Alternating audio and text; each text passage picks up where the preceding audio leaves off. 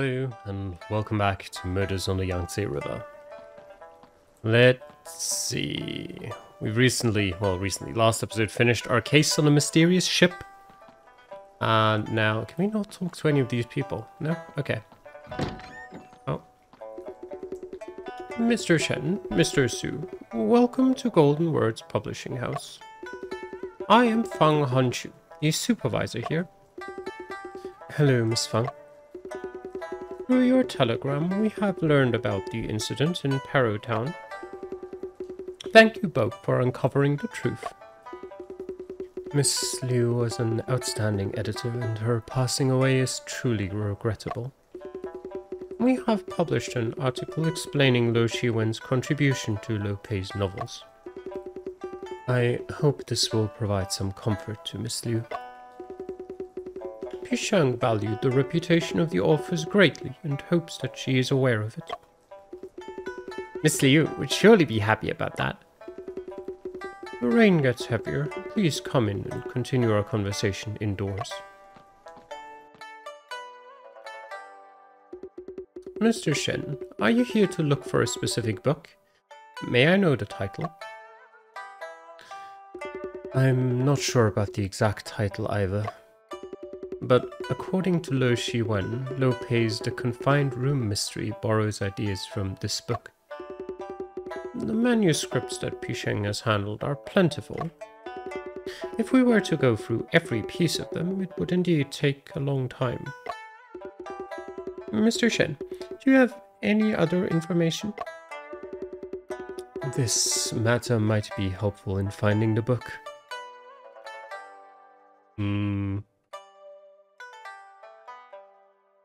I don't know. No clue. Did Miss Liu mention anything about Lo Pei borrowing ideas from others before she left Yangchao? She mentioned that she wanted to verify something with him, but she did not provide any details. Why didn't she mention it at all? Pisheng is a cautious person. She never spoke without conducting thorough investigations first. 6 months ago, Lo Pei visited the publishing house. He must have read the manuscript during that time. That time, it was me who invited Lo Pei to come. And I also took him to the archives. But I'm not sure which manuscripts he had gone through during his visit.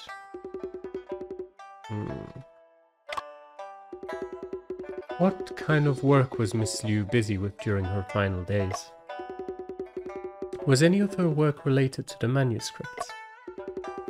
If I had to say, Yisheng has recently made a great effort to reread the rejected manuscripts. Huh? Why would you reread the manuscripts that have already been rejected? Previously, we didn't prioritize detective novels as a genre, so many submissions were rejected. But in recent years, detective novels have been increasingly popular among readers.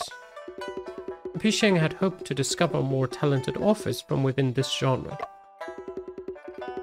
In other words, there may be some excellent novels that have been overlooked in the rejections. Exactly. Pisheng believed that the popularity of detective novels can bring great benefits.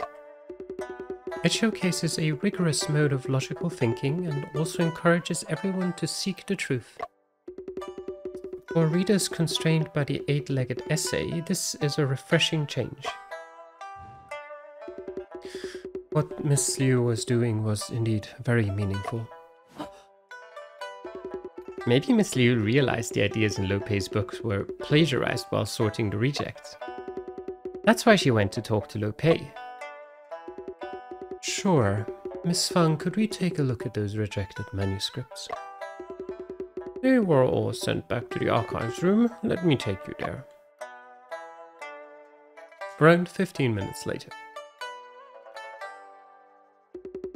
Strange. The rejected manuscripts that Pisheng had sorted through were supposed to be here. How could they have disappeared? They're gone. They're gone! Oh, it's a woman. Wow, it's the parrot talking. Oh, it's the parrot. Praise me, praise me. Chu, did you finish your meal? I'm done, I'm done. Mr. Shen, this is Wu Shuli, the archivist, and Chu is her parrot. If you need any assistance, feel free to ask her for help.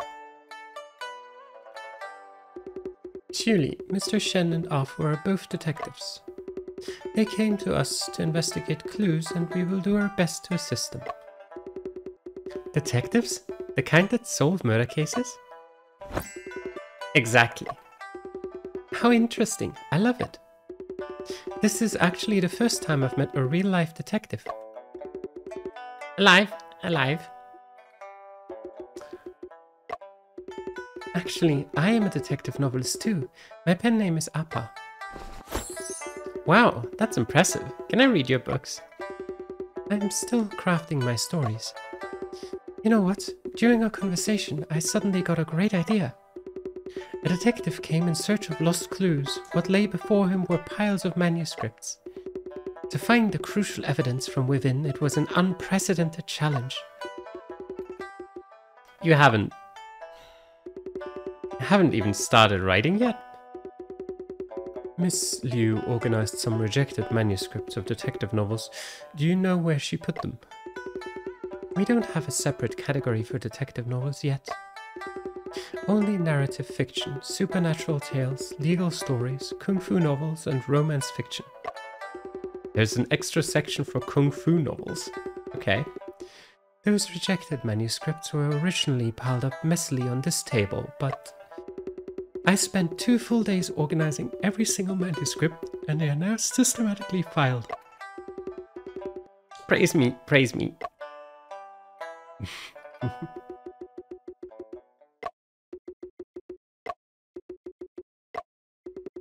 Why does everyone look so unhappy? Well, looks like you'd have to search through each bookshelf one by one, Mr. Shen. It's done, it's done. It's alright. Afu, let's start searching from the leftmost bookshelf.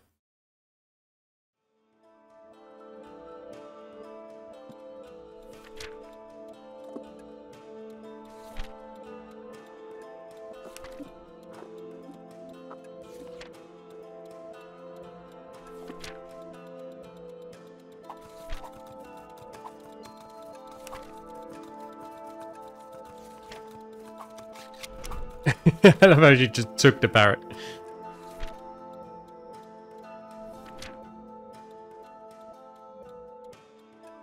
They really just took everything out of the bookcases and put nothing back in. As time goes by. We're hungry. I have finished this stack. I will go and grab another stack. These are all manuscripts that have been reviewed. I haven't come across any plot similar to the Confined Room mystery. Afu is sound asleep. Let's not wake him up. All the books on this bookshelf have been reviewed. Who is that? It's so late. How could there be a child here? Let me have a look.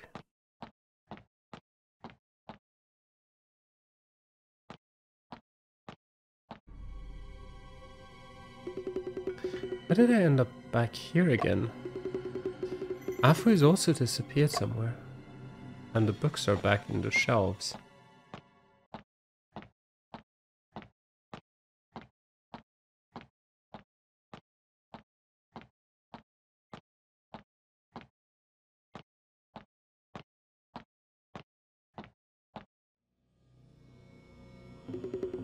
Back once again.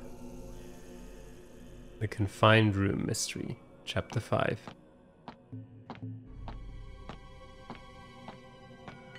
Oh.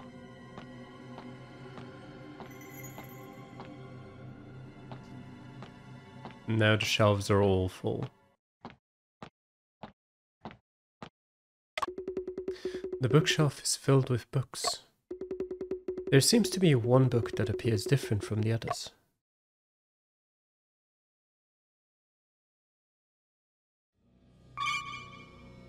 Yeah, that jump scared me a little. Don't be afraid. It's me. Chungping, did you steal Dad's opium pipe again? Where is it? Oh, that was... Oh. Don't make a sound. I'll go handle it. Dad, what are you looking for? Where is my money? Where is my money? We have been out of money at home. You've sold off everything. Who said there's no money left? Where did that little rascal go? The manager of the theatre will come to pick him up in a few days.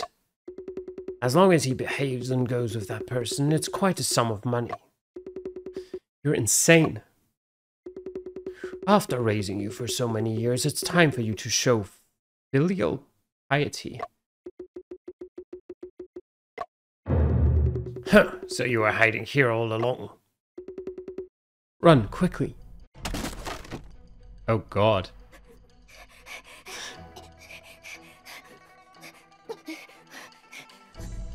Oops. Okay, that is quite horrifying. Okay,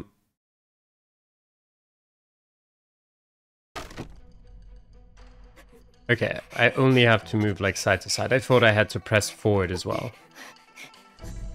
That's why I was kind of struggling.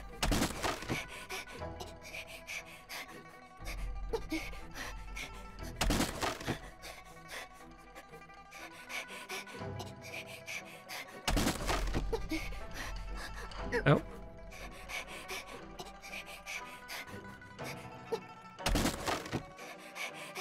So we can say he definitely didn't have a great relationship with his father.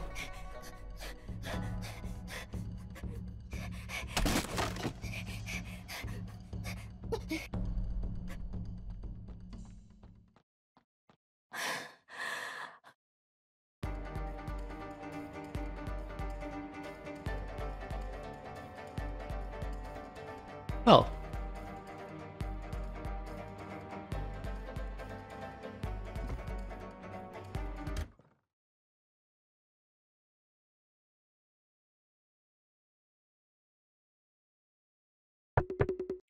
May I come in, Chungping? If you don't let me in, then I'll have to perform the magic trick for someone else.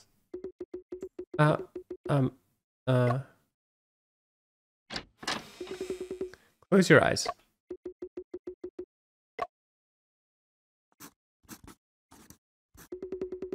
Open your eyes now. Do you like it? This is fluorescent powder. Glows in the dark. Chungping, have you heard the story of the little monkey? One evening, a little monkey was playing by the pond. He saw the moon reflected in the water and reached out to touch it. Ripples appeared on the water's surface and the moon disappeared amidst the ripples. The little monkey was shocked, thinking that it had shattered the moon. Actually, it was just a reflection of the moon in the water. The moon disappeared because it was covered by clouds. Chungping, that thing is not your fault from the beginning to the end. Even if dark clouds covered the entire sky, you still have your own shining star. Chungping, I recently found a method that might be able to cure your aphasia. I read in a medical journal that excessive fright may cause tongue retraction, leading to hyoid dislocation and speech impairment. If the hyoid bone is repositioned using a clamp, speech function may be restored. I know those doctors all said that you would never be able to speak again, but I won't give up. Can I give it a try? Chungping, please try to open your mouth as wide as possible. Now slowly stick your tongue out.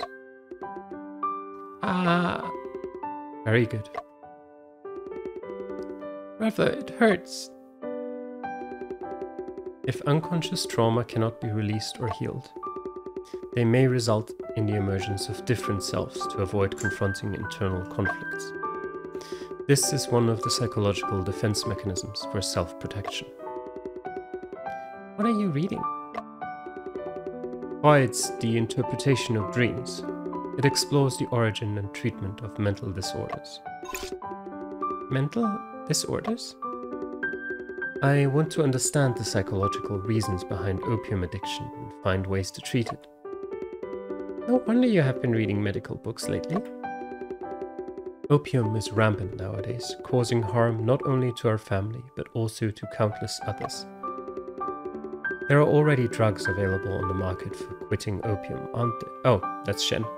There are already drugs available on the market for quitting opium, aren't there?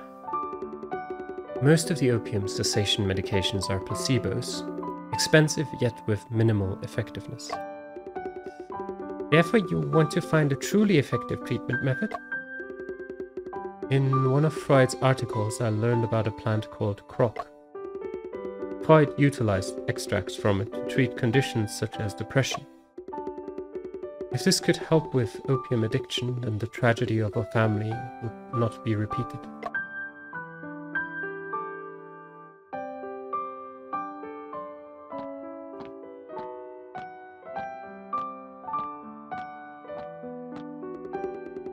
Brother, how much longer do we have to wait? Fishing is so boring. Shh, we caught one. Don't let the fish escape.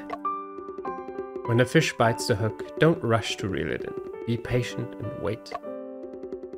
When a big fish bites, there will be a noticeable tug. Just now. It's a mandarin fish. Let's go home. Tonight I will make steamed mandarin fish. That's great. We have fish to eat.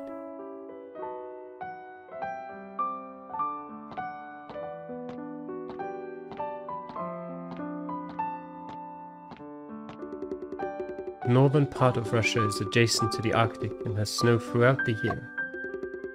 Every day feels like winter. It's freezing cold. Is there a place where it's always summer? Equatorial Africa, such as Congo, experiences scorching heat and harsh conditions. Brother, where are you going to study medicine? Right here in London, the capital of the UK.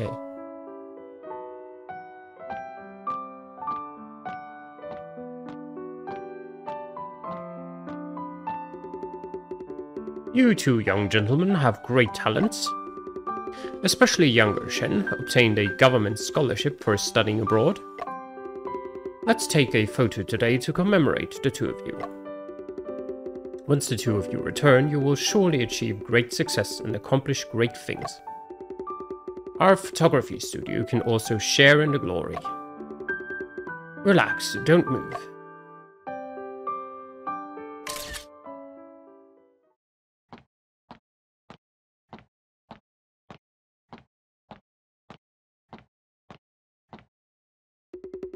Brother, who in the world murdered you?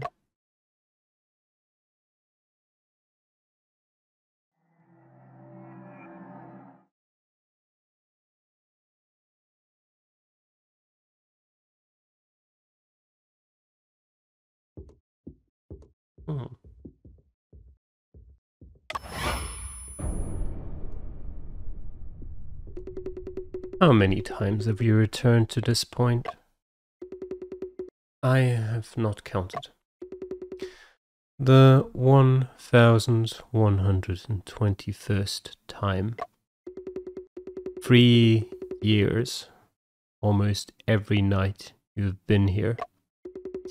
Yet you still haven't found the answer. As time goes by, your memory is fading. Don't stand in my way. I will definitely uncover the truth behind my brother's murder. Then I guess you have no time to lose.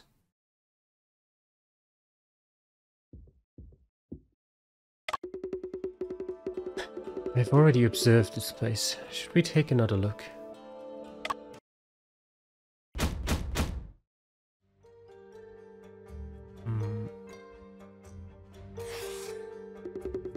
The only key to the room was found grasped in my brother's left hand at the time of death.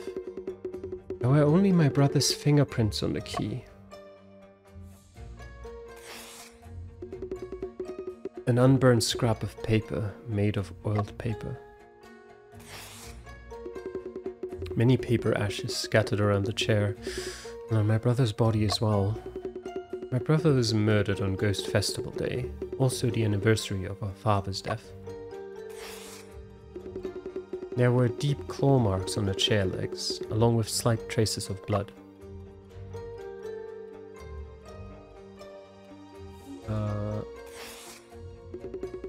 An asbestos mesh with burn marks on it. Asbestos in the middle has been replaced with wax.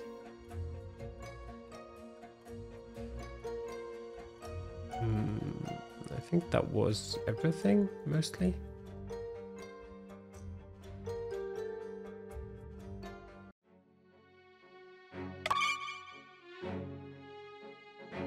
Huh.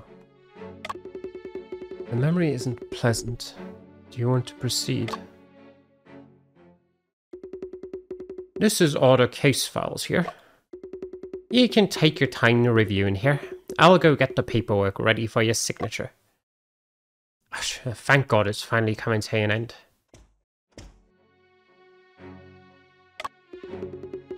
Police interrogation transcripts. The subjects being Toby Cheng, Mr. Bell, and Mrs. Cheng.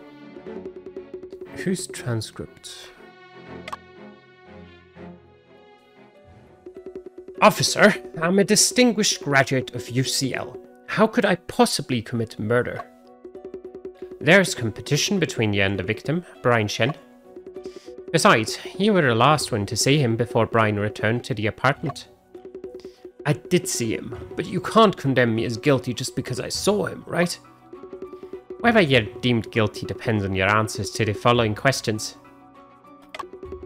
On the day of Brian's death, August 15, someone claims to have seen you two arguing. We had no argument. It must be someone trying to smear my name. I can explain that.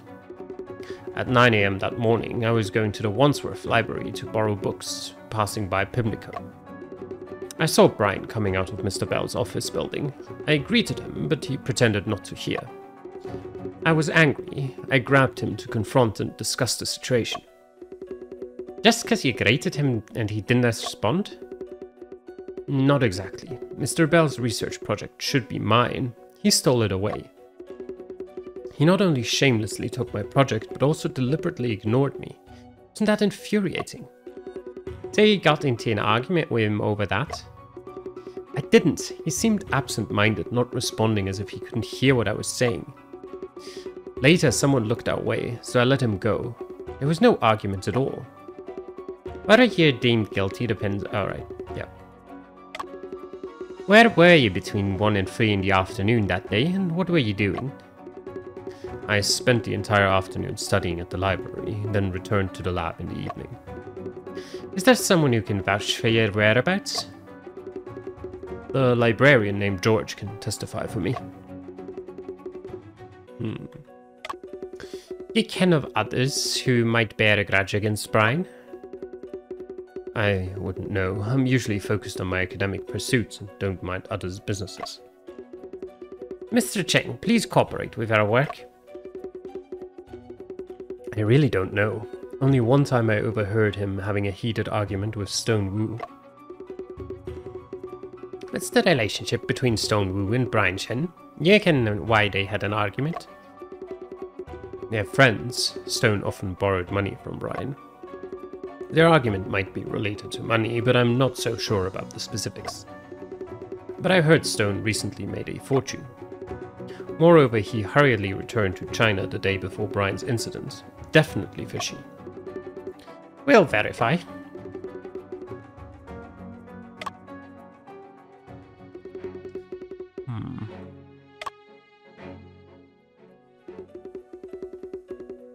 Mr. Bell, sorry for the trouble. After all, Brian was a researcher in the project I funded and a friend of Joseph's. I will do everything I can to bring the truth to light. Heard this funding project was about opium cessation drugs? Opium cessation medication is one of Watson Pharmacy's core businesses. We have always placed a strong emphasis on research and development in this area. In fact, the person we initially funded wasn't Brian, but his classmate Toby Cheng. Unfortunately, Toby had lofty ambitions but little progress after 6 months. When Joseph introduced me to Brian, he was facing pressure from the Sassoon family due to his research. The Sassoons benefit greatly from the opium trade. They will by no means stand idly by. When I saw his research progress, it only strengthened my determination to support him. Also, the reason Brian studied pharmacy and aspired to develop better opium cessation medication was because his family was ruined and devastated by opium.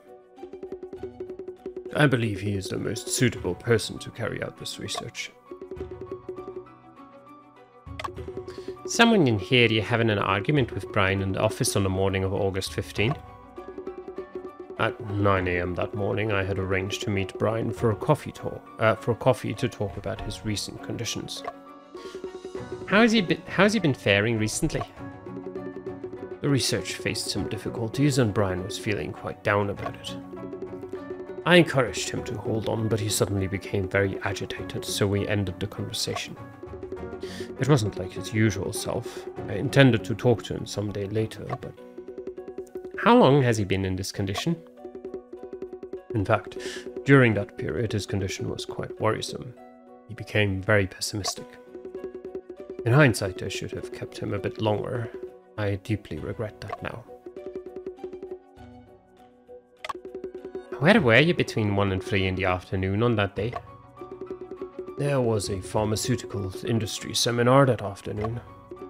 I was invited to deliver a speech. Understood. Your alibi is solid. For now, that's all. Officer, may I add a few more details? Aye, of course. Please go ahead. Brian's research on opium cessation medication touched upon the interests of certain groups. I don't want this case to be overly influenced by external factors affecting police judgment. I also trust that the details of the case be kept confidential. Aye.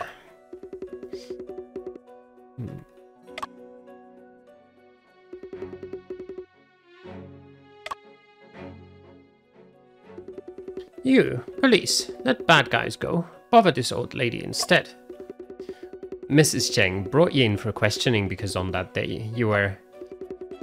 Only one at the scene. Suspect me as murderer just like that. Which fool would murder in their own home? Mrs. Cheng, if you...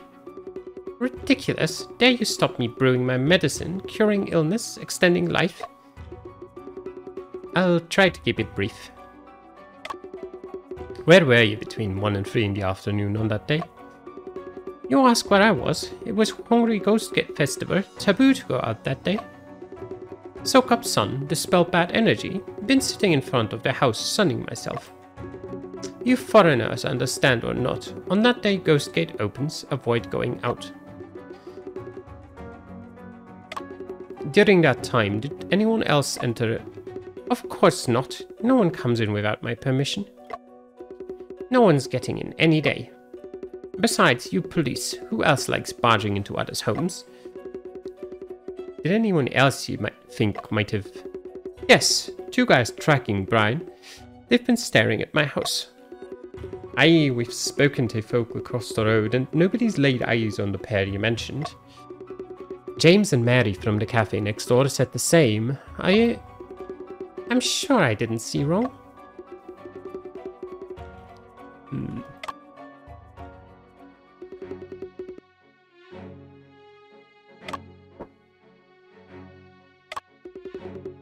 This is an overview of the case.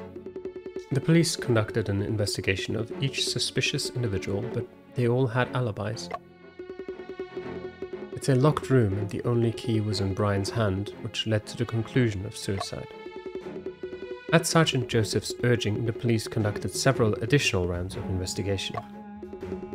The police visited places that Brian frequented, such as St. Mary's Hospital's Savage Restaurant. However, no conclusive evidence was found that could overturn the aforementioned conclusion. Here is attached a layout map of Auntie Cheng's house, as well as photographs of the crime scene. Shall I recall the situation at the crime scene again? Sure, why not? There is a small stool placed between the desk and the candle arrangement.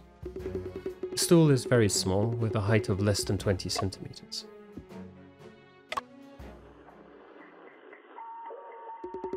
During the incident, from 1:40 to 2:30 p.m., cafe staff heard constant phonograph sounds. They were playing the Peking Opera 7-star lamp. I've already observed the items on the lab bench. No, that's fine. What was originally inside this white circle? A roll of Morse code paper strip, which we took as evidence. So, you found it on the ground? Aye, that's right. I suspect it fell from the Morse code telegraph machine. Does it have any content on it? Aye, it's telegrams from Mr. Bell, Joseph's father. We've checked the contents, discussing the development of a certain drug. Nothing suspicious. Trophies, laboratory equipment, pharmaceutical books, and wax cylinders placed on the cabinet. Currently, no special findings have been made.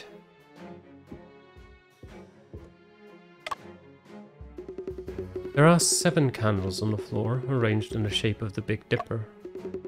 Each candle has been firmly fixed to the floor with wax.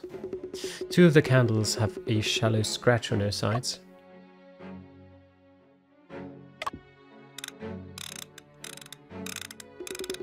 This is the telegraph machine on the table, and there are traces of it being used on that day.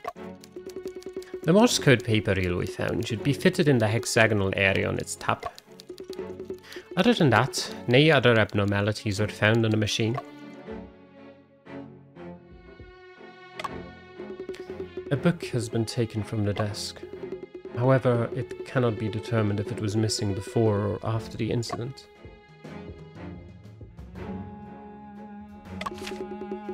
The skylight is very high, needing a ladder to reach it, and it has been locked from the inside.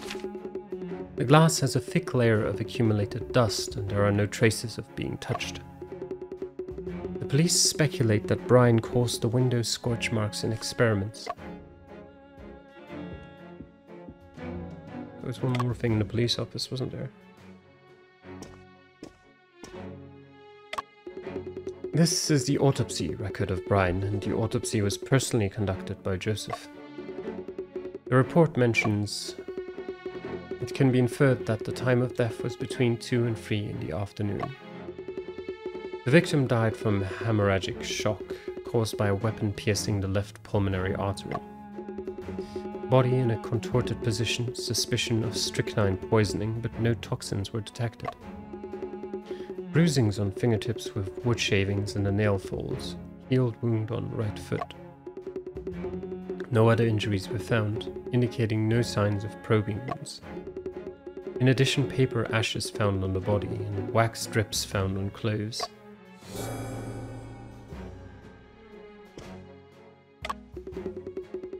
On the afternoon when my brother was murdered, Toby Cheng was studying in the library.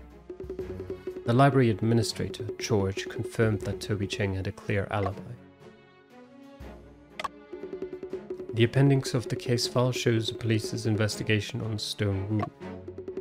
Stone Wu is a close friend of Brian, and it is said that they had a heated argument in the past. Stone Wu suddenly left the UK the day before Brian's death. The police were unable to reach him. No one knows why he suddenly left, but this also serves as his alibi. The departure record in the appendix led the police to exclude him as a suspect. Oops. Auntie Cheng said that she sat at the gate all afternoon. Coffee shop staff confirmed this as fact.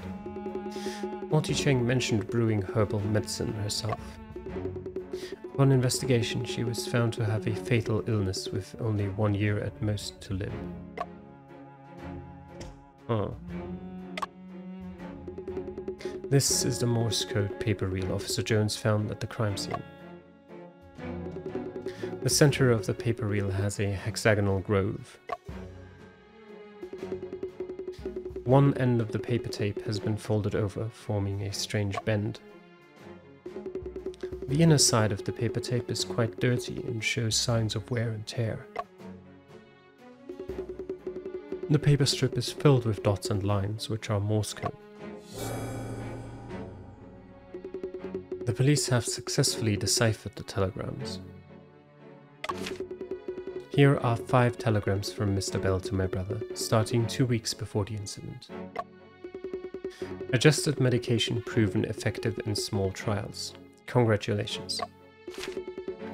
Not your fault, no need to blame yourself.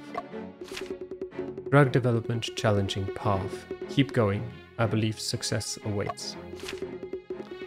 Optimism needed, assistance offered anytime. Stay positive. Understand concerns. Office meeting tomorrow, 9 AM. The only key to the crime scene room was held in my brother's left hand during the incident. After examination, it was found that the key only had fingerprints belonging to my brother. A photo of the key, distinct oriental style in its appearance, intricate craftsmanship. This key has a side cut mechanism, making it difficult to duplicate. This is the dagger that took my brother's life. The blood on it has already coagulated. As Officer Jones mentioned, compared to a regular dagger, this dagger is lighter. The police have found 2 fingerprints on the dagger, and both of them belong to my brother. Interestingly, both fingerprints are located at the end of the dagger handle. There are also slight scorch marks on the ring at the end of the dagger handle.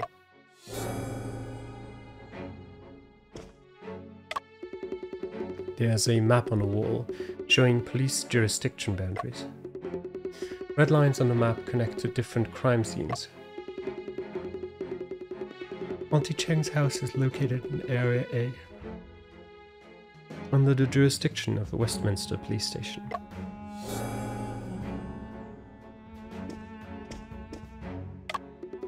A copy of the Times on August 16th. The headline is about a fire incident. London's St. Mary's Hospital on fire last night, resulting in the tragic death of 20 lives. The fire broke out on the 2nd floor around 9 PM and quickly engulfed the entire building. The cause of the fire is still under investigation.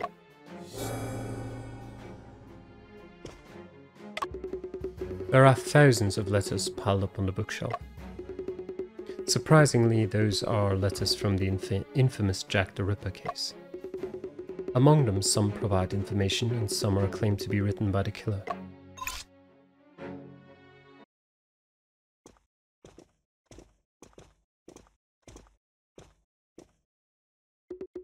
Mr. Shen, this here is Sergeant Gaunt, in charge of investigating your brother's case.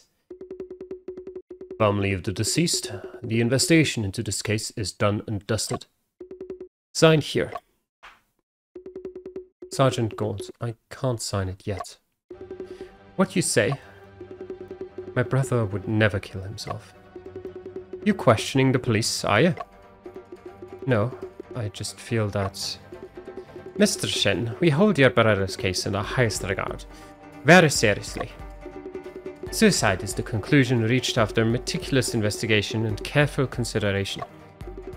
Whether Joseph or the more experienced Sergeant Gaunt, both are on board with this conclusion. Ain't you here to collect the remains? No signature, no go with the rest of the bleeding paperwork. My brother would never commit suicide, but if I sign this paper, it means this case is closed. I cannot sign so easily like this. Brian, what have you been through? This feeling. It seems something is wrong. Mr. Shen, are you feeling unwell? A voice tells me that There is an inconsistency between a certain item I saw earlier and the documents in my hands. There's a lot of things here. Hmm.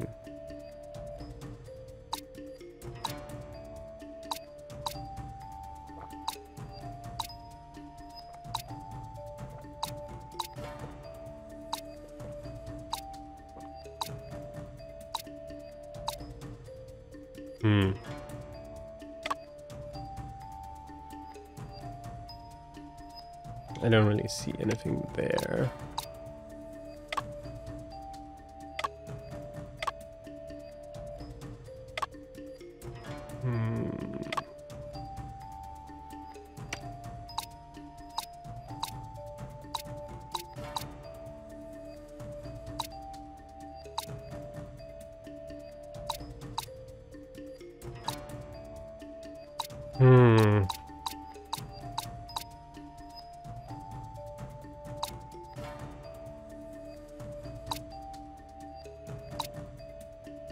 I don't really know.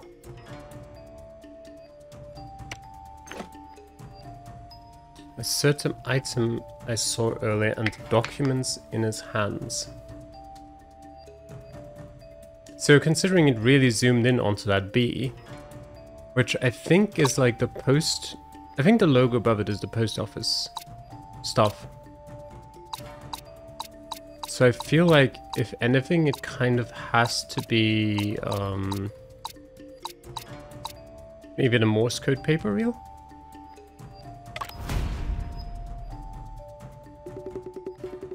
What's it you're trying to prove then? Mr. Shen, is there an issue with this evidence? It seems... okay.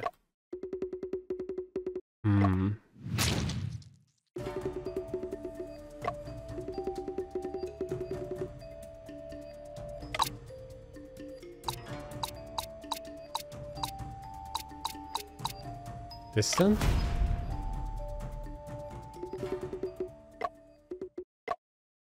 Okay, no. I thought it was because the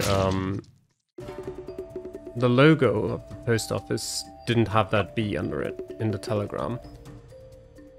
Is it even the same logo? It might not even be the same logo.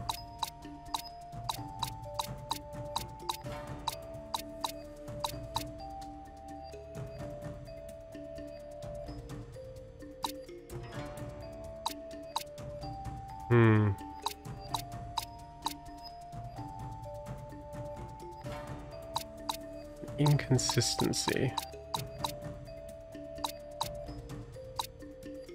I'm really not sure at all.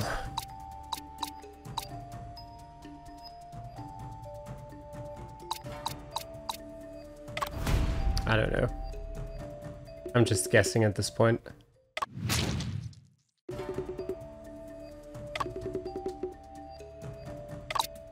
That's interesting. If I skip that, then... okay, you know what? Give me a hint. This is a file folder from Police District B. Oh, that's what they mean. Okay. I didn't know what the B was about. I thought it belonged to the okay, it's this that they want. Yeah. My bad. Officers, I noticed that the letter B is marked on each folder. Is this the police station's code or identifier? Aye, that's our station code. We're mainly responsible for security in Kensington. The map indicates the house where the murder occurred is located in the city of Westminster. On the map, Westminster is labeled with the code A. You questioning if we ain't got the authority? I'm just raising a reasonable doubt. I've mentioned to you before, we received the initial distress telegram. That day I showed Joseph the distress telegram. He kent the address, so we went together.